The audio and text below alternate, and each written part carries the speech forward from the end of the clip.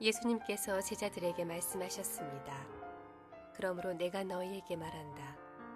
목숨을 위하여 무엇을 먹을까? 몸을 위하여 무엇을 입을까? 염려하지 마라. 목숨이 음식보다 중요하고 몸이 옷보다 중요하다. 까마귀를 생각하여 보아라. 까마귀는 씨를 뿌리지도 않고 거두어 들이지도 않는다. 그들에게는 곳간이나 창고도 없다. 그러나 하나님께서 먹이신다. 그런데 너희는 새들보다 훨씬 더 귀하지 않느냐?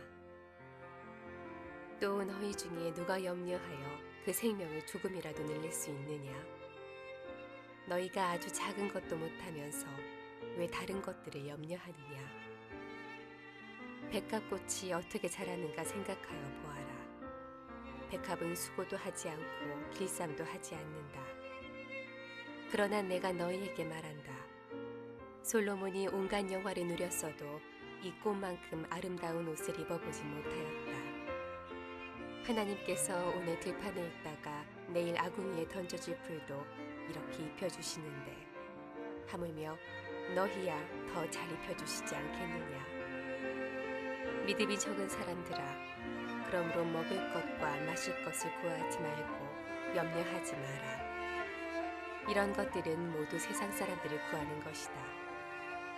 너희 아버지께서 너희에게 이런 것들이 필요하다는 것을 알고 계신다. 너희는 하나님 나라를 구하여라.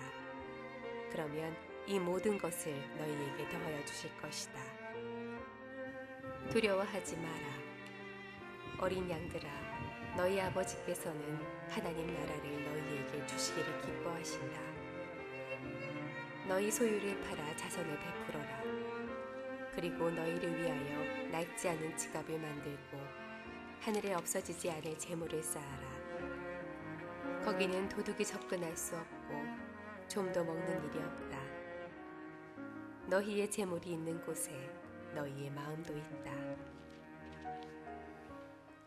우리 다시 한번 하나님 앞에 영광과 감사의 박수 올려드리도록 하겠습니다. 주일 3부 예배 오신 여러분들 주의 이름으로 환영하고 축복합니다. 특별히 교회 처음 찾아주신 분들 주의 이름으로 환영하고요. 끝난 다음에 그냥 돌아가지 마시고 저희 커피숍에 내려가시면 안에 조그만 유리방이 있는데 잠깐 내려오셔서 저희들과 함께 차 하시고 기도 함께 하시고 돌아가실 수 있게 되기를 바랍니다. 믿음으로 우리 신앙을 고백하고 하나님 말씀 듣도록 하겠습니다. 같이 한번 따라해 주시면 감사하겠습니다. 하나님은 나를 사랑하십니다. 나는 그 사랑 안에 있습니다. 하나님은 오늘 나에게 말씀하실 것입니다. 그 말씀에 능력이 있습니다. 그 말씀에 생명이 있습니다. 나의 마음을 하나님께 열겠습니다. 나의 생각을 예수님께 집중하겠습니다. 들은 만큼 변합니다. 들은 만큼 행복해집니다. 예수님께서 사람들의 마음을 잘 꿰뚫어 보시죠. 그래서 유산 분쟁 조정을 요청하는 사람의 간청을 듣고 그의 마음속에 있는 탐욕과 욕심을 보셨어요. 그래서 그 욕심의 문제를 해결하고 싶으셔서 어리석은 부자의 비유를 들려주시죠. 하나님을 향해서 부여롭지 못하게 마음을 가지고 있으면서 자기 자신을 향해서 끊임없이 집착하고 탐욕한 마음을 가지고 있는 것이 얼마나 어리석은 인생인지 우리는 지난주에 좀 생각을 해보았습니다. 하나님 말씀이 우리 영혼의 어두운 부분을 향해서 빛으로 다가오시는 은혜를 주셔서 감사한 한 주를 보냈던 시간이었습니다. 오늘은 예수님께서 우리를 조금 더 깊은 곳으로 말씀을 통해서 데리고 가시기를 원하십니다. 지난주에 들려주었던 말씀은 회중을 향해서 했던 말씀이세요. 근데 오늘은 제자들을 위해서 해주시는 말씀이래요.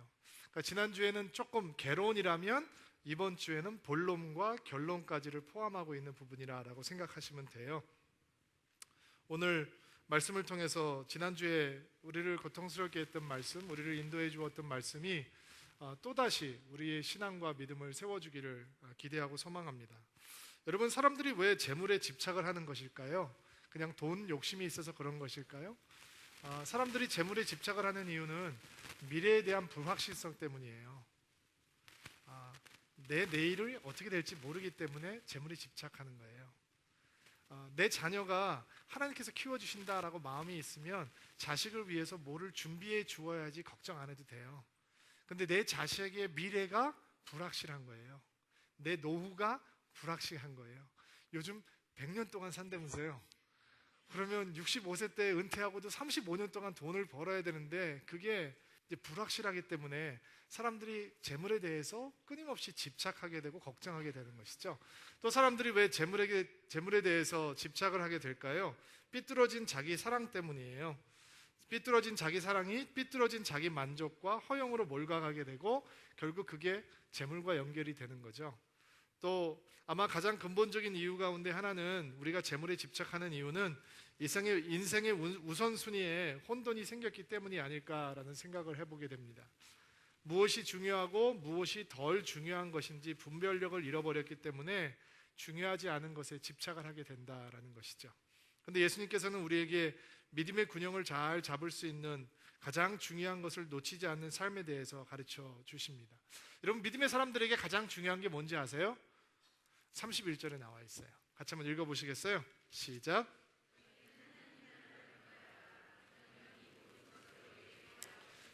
뭐가 제일 중요하다고요? 여러분은 제일 중요한 게 이 모든 것을 더하여 주실 것이다가 중요할 거라고 생각하고 싶죠? 그게 아니고요. 뭐가 제일 중요하다고요? 하나님의 나라를 구하는 것이 믿음의 사람들에게는 제일 중요하다는 거예요. 아멘 하세요. 예, 아직 못하셔도 아멘 하셔야 돼요. 믿음으로 받으셔야 돼요. 예수님께서는 하나님의 나라를 구하는 것이 제일 중요하다고 가르쳐 주셨어요. 하나님의 나라, 천국을 사모하고 그 나라가 오는 것을 소망하고 그 나라의 시민으로 사는 것이 부끄럽지 않고 그 나라의 꿈을 가지고 살아가는 것이 가장 중요하다라는 거예요. 왜냐하면 이 땅에서 사는 삶이 끝이라고 생각을 하면 우리는 온갖 것들에 집착할 수밖에 없게 된다라는 것이죠. 맞습니까? 우리가 그냥 길지 않은 삶을 어떻게 해서든지 내가 원하는 것들을 마음껏 누리면서 살아야겠다라고 생각하게 될 수밖에 없겠죠. 그러나 하나님께서는 우리를 잠시 이 땅에 머물다가 사라져버리는 연기 같은 존재로 만드지 않으셨어요. 우리에게는 영원이라고 하는 하나님의 시단이 기다리고 있어요. 영원한 하나님의 생명이 기다리고 있고 하나님의 나라가 기다리고 있다는 거예요. 가장 중요한 것은 몇십 년 만에 끝나는 이 땅에서 살고 있는 그 삶이 아니에요. 영원히 계속될 하나님의 나라에서의 삶이 더 중요한 것이죠. 그리고 하나님의 믿음의 사람들은 그 하나님의 나라를 구하는 것을 놓치지 말아야 된다라는 것입니다. 천국을 사모하는 것을 놓치지 말아야 하고 그분의 통치와 지배가 이루어지는 그 나라를 앙모해야 된다라는 것입니다. 제가 목사로에서 장례식을 갈 수 있는 기회가 다른 사람보다는 좀 빈번한 것 같아요. 그런데 장례식을 갈 때마다, 예배를 인도할 때마다 제가 얼마나 어리석은 존재인지를 깨닫게 돼요. 왜냐하면 여러분, 죽음은 생각보다 우리에게 가까이 있잖아요. 기분 나쁘세요? 100%잖아요. 사망률은 100%예요. 모든 사람에게 사망은 다가오죠. 근데 우리는 그거를 인정해요. 죽음이 우리에게 가까이 있다. 또 신앙을 가지고 살다 보면 우리는 죽음이 끝이 아니라 영원한 생명으로 들어가는 시작에 불과하다라는 것도 믿음으로 인정해요. 인정하시죠? 죽음이 끝이 아니라는 거 인정하시죠? 인정하셔야 돼요.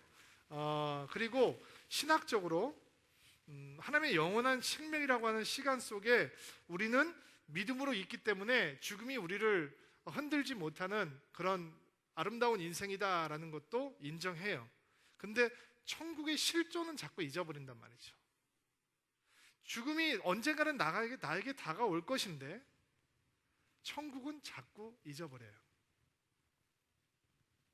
우리는 이 땅을 살면서 이 땅이 끝이 아니고 하나님의 나라에 들어갈 사람이라는 것을 믿음으로도 인정하고 신앙으로도 인정하고 신학적으로도 인정하면서 천국에 대해서는 너무 생각을 놓고 산단 말이죠. 그것이 우리가 가지고 있는 어리석은 모습이 아닌가 생각을 해보았습니다. 하나님께서는 재물에 집착하는 욕심 속에서 하나님의 나라의 부재라고 하는 것을 보시고 계시는 거예요. 왜 지금 이 이야기의 진행이 유산을 우리 형에게 나누어 주게 도와주십시오라고 탐욕에 사로잡힌 인간을 보시고 어리석인 부자의 비유를 통해서 자기 자신의 부요함을 추구하는 인생이 얼마나 어리석인 것을 다시 가르쳐 주시고, 가까이 있던 제자들에게 예수님께서는 그렇게 욕심에 사로잡히는 이유는 하나님의 나라를 구하지 못하기 때문이다 라고 하는 것을 가르쳐 주고 계시는 것이죠.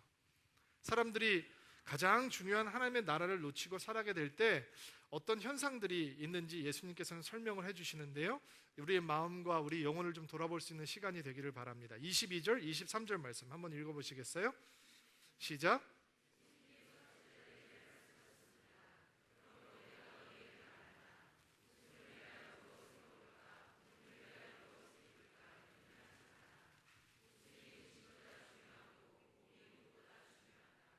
하나님의 나라를 구하는 가장 중요한 것을 놓치게 되면 우리는 쓸데없는 근심과 염려 속으로 빠져들게 됩니다.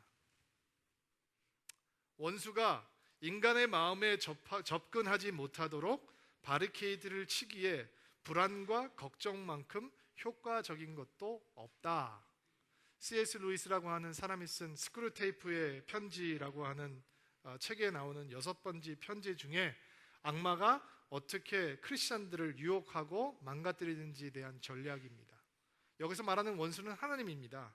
하나님께서 인간의 마음에 접근하지 못하도록 바리케이트를 치는 것 중에 걱정만큼 더 효과적인 무기는 없다라고 후배 조카 마귀에게 가르쳐주고 있는 거예요.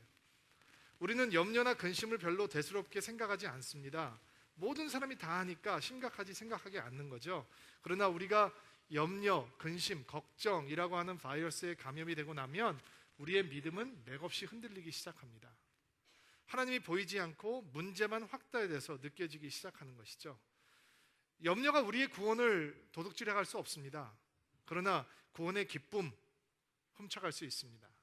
구원의 능력 빼앗깁니다. 구원의 감동 잊어버립니다. 그리고 성령께서 우리 안에 역사하시는 기회를 걱정과 근심이라고 하는 것이 망가뜨려 버리는 것입니다. 예수님께서는 인간들이 하고 있는 염려의 실체를 명확하게 보여주십니다. 우리가 근사한 염려하고 있는 것 같죠? 예수님께서 뭐라고 얘기해서 무엇을 먹을까? 무엇을 입을까에 대한, 내 몸뚱아리에 대한, 결국 나에 대한 1차원적인 대단히 유치한 염려라는 것입니다. 캐나다의 베스트셀러 작가 어니 젤린스키라고 하는 사람이 쓴 글에 보면 사람들이 하고 있는 근심의 유형에 대한 글을 썼는데 참 일리 있는 부분이 있어요. 대부분의 사람들이 하는 걱정의 40%는 절대로 일어날 수 없는 가능성이 희비한 걱정이라는 거예요. 30%는 이미 일어난 일, 벌써 터져버렸어요. 그러니까 걱정할 필요 없는 거예요. 또 22%는 걱정할 가치도 없는 사소한 일들에 대해서 염려하고 근심한다는 거예요.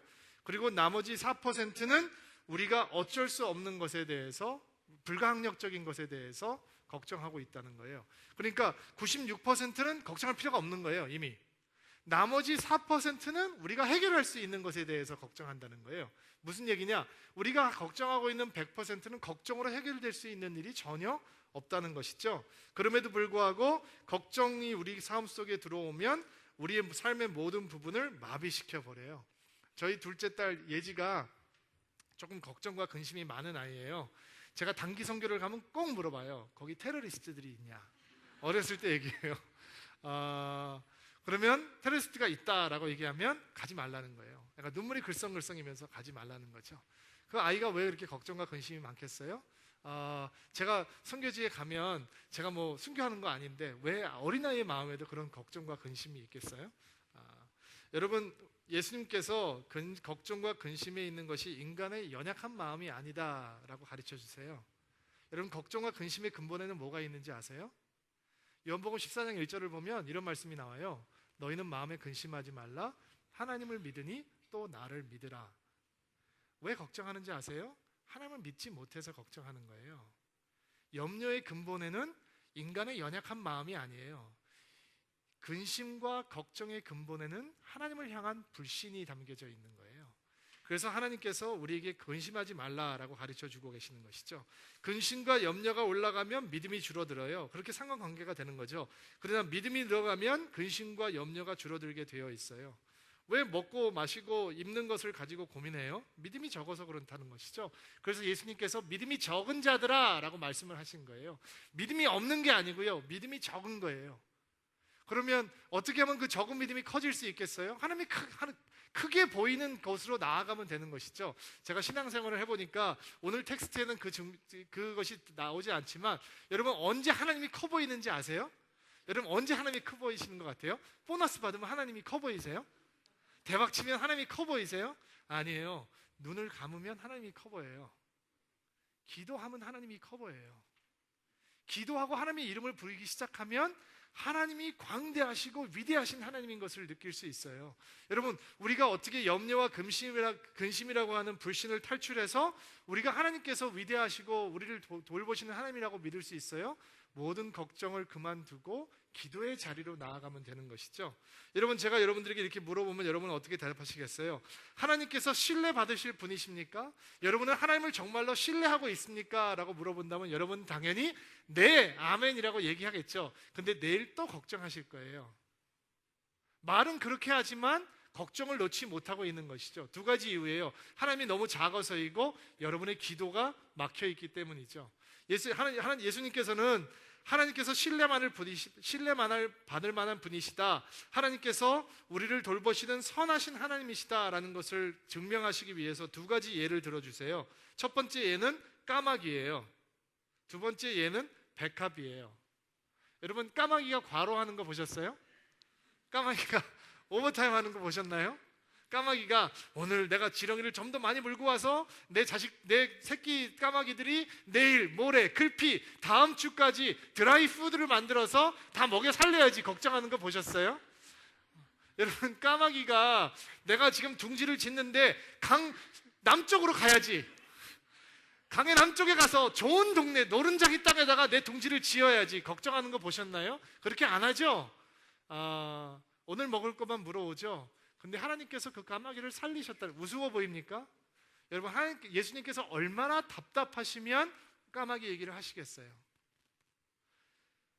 백합꽃이, 한송이꽃이 최고의 부유한 왕이었던 솔로몬의 옷보다 더 아름답다. 백합이 수고도 하지 않고 길쌈도 하지 않는데 어떻게 그렇게 아름다운 꽃을 피우죠? 하나님이죠. 하나님께서 그렇게 하시는 것이죠. 그리고 예수님께서는 너희들이 까마귀보다 백합보다 더 중요하지 않느냐라고 가르쳐 주시는 거예요. 저를 잠깐 보세요. 오늘 여러분 마음 가운데 받으셔야 돼요. 여러분이 존귀하대요. 아멘 하세요. 까마귀보다, 백합보다 존귀하대요. 존귀하지 않은 것도 하나님께서 먹히시고 입히시고 그 아름다움을 주시는데, 그 존귀한 여러분들은 하물며 하나님께서 더 좋은 것들로 주시지 않겠느냐라고 말씀하시는 것입니다. 하나님께서 우리를 향해서 가지고 계시는 그 존귀한 마음이, 존귀하다라고 하는 마음이 우리 가운데 들어오면 평안이 임해오죠. 그리고 확신이 임해오고 기쁨이 임해오는 거예요. 우리의 시선이 이 땅의 삶을 넘어서 저 하나님의 나라, 천국 가운데 임하게 될 때 우리가 이 세상에 겪는 조그만 어려움도, 물론 우리는 그것을 조그맣다고 생각하지 않죠. 하나님 보시기에 조그만 거예요. 그런 어려움들이 더 이상 우리를 근심하지 않고 걱정하지 못하게 할 것입니다. 자, 하나님의 나라를 먼저 구하는 것을 놓치게 되면 또 어떤 현상이 나타나느냐? 25절 말씀 한번 보시겠어요? 시작.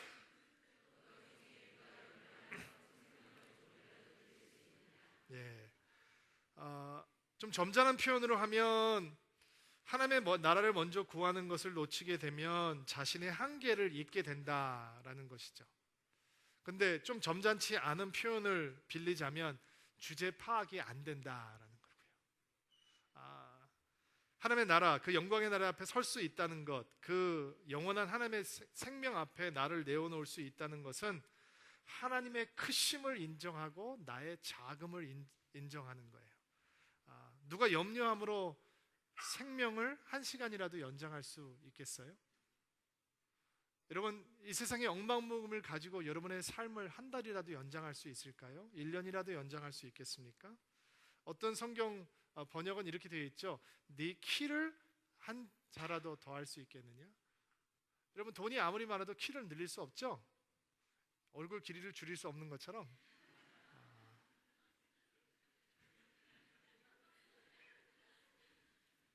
자신의 한계를 모르는 건 비참한 거예요. 근데 하나님의 나라를 구하지 못하면, 그것을 붙들지 못하면 내가 모든 것을 바꿀 수 있다라고 생각하고 내가 모든 것을 할 수 있다라고 생각을 해요. 교만은 하나님 보시기에 가장 악한 거예요. 서울 드림교회를 시작하면서 배운 가장 중요하고 소중한 레슨이 무엇입니까? 누군가 저에게 물어본다면 저와 신대엽 목사가 하나님 앞에서 얼마나 미약한 존재인지를 뼈저리게 배웠다는 거예요. 무슨 얘기냐면, 우리가 원한다고 해서 교인 한 명을 늘릴 수 있는 능력이 우리에게는 없더라고요. 우리가 원한다고 이 자리를 채울 수 있는 능력이 우리 안에는 존재하지 않더라고요. 하나님께서 한 사람이라도 보내주시지 않으면 우리는 받을 수 없는 존재라는 것을 깨닫게 되었습니다.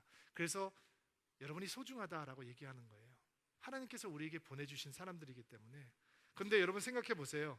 우리가 잘해서 이렇게 사람들 모았다라고 하면 하나님께서 얼마나 당황스러우시겠어요? 그러면 저희 목사들의 얘기가 아니라 여러분의 얘기를 해볼까요? 목사님, 제가 노력해서 얻은 대가예요.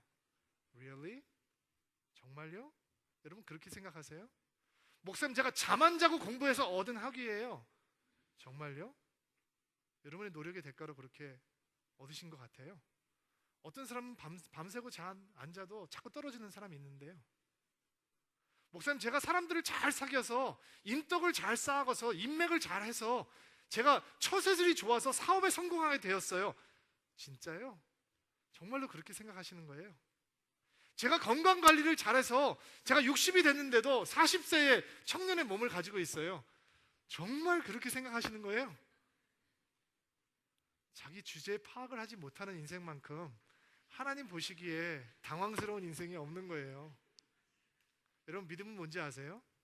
내가 하나님 앞에서 작다라는 것을 인정할 수 있는 한계를 인정하는 것입니다. 왜냐하면 내 한계를 알아야 하나님을 신뢰하게 돼요. 내 한계를 모르면 절대로 기도하지 않아요. 내가 혼자 할 수 있으니까. 그러나 나의 한계를 알면 학생은 공부하기 전에 기도할 수밖에 없어요. 제가 한국에서 살 땐 공부할 때 기도 안 했어요. 그냥 하면 되니까. 근데 미국에 갔어요. 기도하면 공부 못 하겠는 거예요. 그리고 제가 처음 예수를 믿고 기도하기 시작했어요. 여러분, 하나님께서 커 보이셔야 여러분의 믿음이 성장하고 있는 것입니다. 하나님의 나라를 먼저 구하지 못하는 사람은 크신 하나님이 아닌 큰 자신을 먼저 보게 됩니다. 조심하셔야 합니다. 그러나 인생의 믿음의 다른 모습도 있습니다. 먼저 하나님의 나라를 구하고 가장 중요한 것을 놓치지 않는 믿음의 사람들에게 주어지는 축복이 있습니다. 31절, 32절 말씀 한번 읽어보시겠어요? 시작.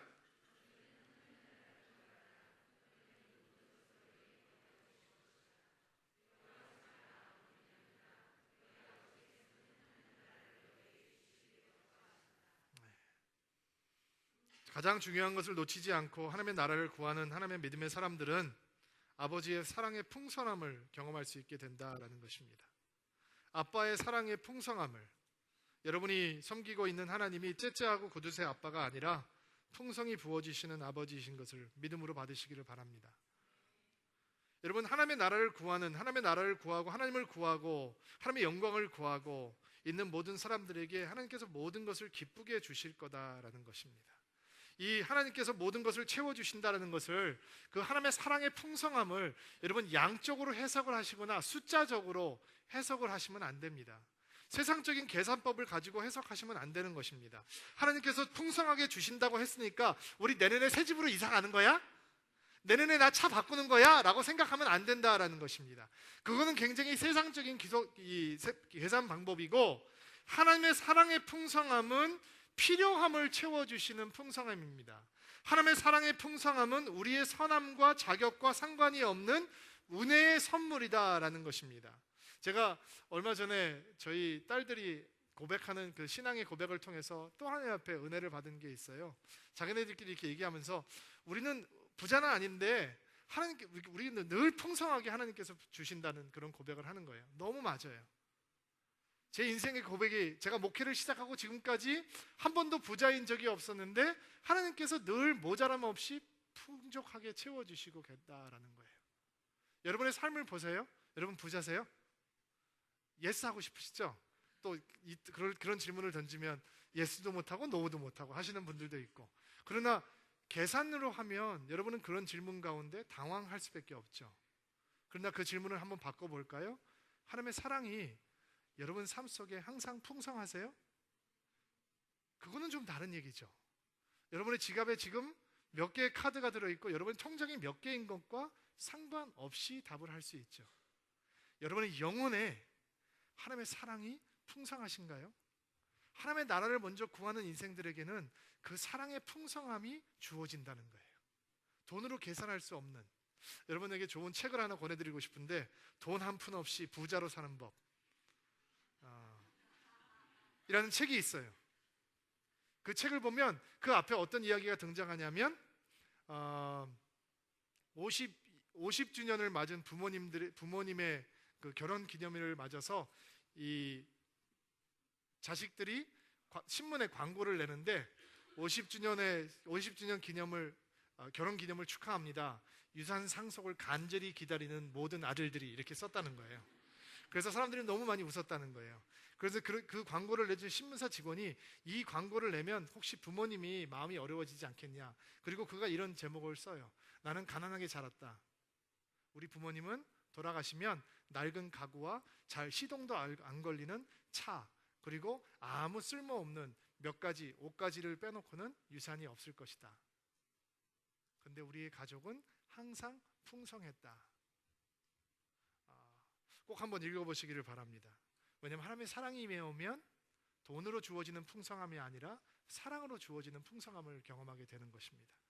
자, 또 우리가 그 중요한 것을 붙잡으면 어떤 축복이 우리에게 주어지느냐? 33절 말씀 나와 있습니다. 한번 읽어보시겠어요?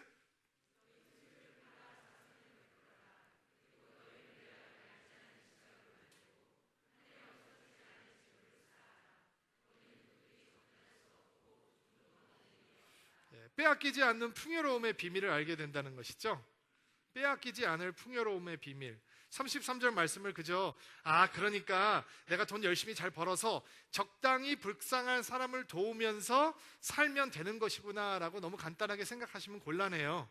왜냐하면 마태복음에 보면 이런 장면이 등장을 해요. 하나님과 하나님의 종들의 대화를 예수님께서 설명을 하시는데 종들을 불러서 야 고맙다. 내가 헐벗었을 때 네가 나를 먹여주었지. 내가 감옥에 들어갔을 때 네가 나를 돌보아 주었지. 내가 배고팠을 때 네가 나에게 먹을 것을 주었지. 내가 목말랐을 때 네가 나에게 마실 것을 주었지. 그때 종들이 깜짝 놀래요. 그리고 이렇게 하나님께 말을 하는 거죠. 주님, 언제 우리가 주님을 이렇게 돌아보았다고 우리에게 이렇게 말씀하십니까? 그 다음 말씀이 너무 충격이에요. 너희 형제들 가운데 가장 작은 자에게 한 것이 나에게 한 것이다 라는 거예요. 여러분, 우리는 우리의 재물을 어려운 사람들을 향해서 기쁘게 나누는 것을 하나님을 사랑하고 그분의 나라를 구하고 그분의 나라를 누리고 그분을 전적으로 신뢰하는 삶과 하나님께서 연관을 시켜주신다라는 거예요. 단순히 교회에 헌금을 하는 것이 아니라 우리의 재정을 통해서 이 세상의 어려운 사람들이 도움을 받기 시작할 때 하나님께서는 그 믿음의 행동을 하늘의 재물을 쌓는 것이다, 없어지지 않는 재물을 쌓는 것이다, 도부득이 훔쳐갈 수 없는 재물을 쌓는 것이다, 종이 먹지 못하는 재물을 쌓는 것이다 라고 해석을 하고 계시다는 것이죠. 이 땅에 있는 것들은 훔쳐갈 수 있어요. 없어갈 수 있어요. 없어질 수 있어요. 이 땅에 있는 것들은 오늘 있다가 내일 사라져버리기도 하잖아요. 그러나 하늘에 있는 것은 사라지지 않는다라는 것을 가르쳐주고 계시는 것입니다. 제가 좋아하는 선교사님 가운데 감비아에서 거의 20년 동안 사역했던 이재환 선교사님이라고 계세요. 감비아에서 계시다가 선교사 사역을 정리를 하고 선교 동원 사역을 하기 위해서 미국에 들어오신 해에 제가 만났을 때 그분과 했던 기억이 좀 너무 생생해요. 저한테 그러는 거예요. 여호사 목사, 미국 오니까 너무 불편해. 당신들 미국 가서 어떻게 살아? 감비아에서는 아침에 일어나면 짧은 바지 입고 난닝구 걸쳐 입고 쓰레빠 그냥 끌고 나가면 됐는데 미국에 오니까 아침에 딱 깨면 무슨 옷을 입을지 걱정이 된다는 거예요. 그러니까 아침부터 근심과 걱정으로 시작을 한다는 것이죠. 당신네들 불편해서 그동안 어떻게 살았어? 얘기를 하시는 거예요. 근데 그 선교사님께서 얼마 전에 저희 임직자 스쿨에 오셨다가 강의를 하시면서 이런 예화를 드시는 거예요. 다른 사람이 이런 예화를 들었으면 감동이 없었을 거예요. 근데 그분이 예화를 하셨기 때문에 제 마음속에 큰 감동이 됐어요. 집사 세 사람이 이 땅에서 살다가 천국에 갔대요. 그런데 천국에서 가보니까 집 사이즈가 다른 거예요. 그래서 작은 집에 들어간 사람이 예수님한테 항의를 하는 거죠. 주님, 이 땅에 있을 때도 내가 차별받고 살았는데 천국에서도 나를 차별하십니까? 라고 이제 하나님 앞에 강력하게 항의를 했대요. 그러니까 예수님께서 그 집사님에게 그렇게 말씀하시더래요. 그래, 미안하게 됐다. 근데 내가 너희들이 보내준 거 가지고 집을 짓다 보니까 그렇게 됐다. 여러분, 화려하고 돈 많은 목사가 그런 얘기 했으면 제가 그냥 한 귀로 듣고 한 귀로 흘렸을 거예요. 근데 아무것도 갖지 않은 선교사님께서, 옷 두 벌도 갖지 않고 평생을 살아오셨던 선교사님께서 그런 얘기를 하니까 제 마음속에 우리가 보내주신 것 가지고 우리의 처소를 준비하시는구나, 믿음으로 생각하게 되었어요. 여러분, 이렇게 생각하셔야 돼요. 하늘나라에 적응이 가능하대요. 좋아하셔야 돼요. 여기는 적으면 여러분 천국 못 가지고 가잖아요. 근데 하늘나라에 적응이 가능하다는 거예요. 그 나라에 쌓아놓을 수 있다라는 거예요. 근데 예수님께서 너무 지혜로우세요. 사람들이 재물 얘기를 하면 긴장하거든요. 그렇죠. 여러분도 좀 긴장하잖아요. 지난주에 전도했던 분들은 굉장히 긴장하셨을 거예요. 왜 하필 그런 얘기를 오늘 하는 걸까? 오늘도 또 2주 연속이네. 근데 예수님께서도 아셔요. 사람들이 재물 얘기를 하면 마음이 어려워진다는 걸 아시거든요. 근데 예수님이 너무 지혜로우세요. 너무너무 현명하세요. 34절 말씀 한번 보세요. 시작.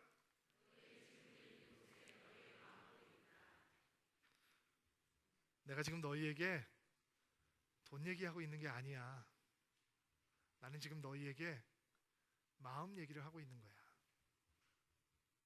돈을 나한테 달라고 얘기하는 게 아니고, 돈을 하나님 앞에 드리라고 얘기하는 것이 아니라, 나는 지금 너희들에게 이 땅에서 가장 중요한 것은 그 마음을 하나님께 드리라라고 내가 지금 가르쳐주고 있는 거야 라고 예수님께서 결론을 내어주시고 계시는 것이죠. 너희가 재물에게 마음을 뺏기면 안 돼. 마음은 하나님한테 드려야 돼. 하나님 나라에 주어야 되는 거야. 그렇지 않으면, 우리의 마음을 하나님의 나라에 집중하지 않으면 결국 쓸데없는, 없어져 버릴 수밖에 없는 좀 먹는 곳에 두게 되어 있어 라고 가르쳐주고 계시는 거예요. 어저께 여름 성경학교를 하는데 꼬맹이들이 모였어요. 설교도 제대로 듣지 못하는 꼬맹이들이 모였는데, 우리 전도사님이 설교를 하는데 제 마음이 너무 감동이 돼서 아이들한테 설교를 하는데 이렇게 설교를 하는 거예요. 전도사님이 나오셨는데 너무 해피하게 소리가 쓱 들려요. 영희야, 우리 전도사님 이름이 영희예요. 영희야, 영희야. 네, 예수님. 나에게 네 마음을 줄 수 있니? 그러니까 전도사님이 애들을 보는데 이렇게 하는 거예요. 마음을 꺼내가지고, 찌는 꺼내가지고 주님 받으세요 라고 하는 거예요. 근데 돌아오니까 다른 사람들이 자꾸 마음을 달라고 요구하는 거예요. 나한테 마음 줘, 나한테 마음 줘. 애들이 다 쳐다보고 있는 거예요. 그 꼬맹이들이 그 전도사님 설교를 듣고 보고 하는 거죠. 여러분, 하나님께서 여러분 마음 달라고 지금 말씀하시는 거예요. 가장 중요한 것이 무엇이냐? 여러분의 마음을, 그 따끈따끈한 마음을, 쿵쿵쿵 뛰는 마음을 하나님의 나라에 드리라는 거예요. 허망한 것에 두지 않고, 있다가 사라지는 것에 두지 않고 여러분의 마음을 그 하나님 나라에 꽂으라는 거예요. 그러면 흔들리지 않는 견고한 인생이 된다는 것입니다. 여러분, 그 마음이 여러분의 마음이 되기를 주의 이름으로 축복합니다. 같이 한번 기도할까요? 네, 오랫동안 앉아 계셨는데 한번 일어나 보시기 바랍니다.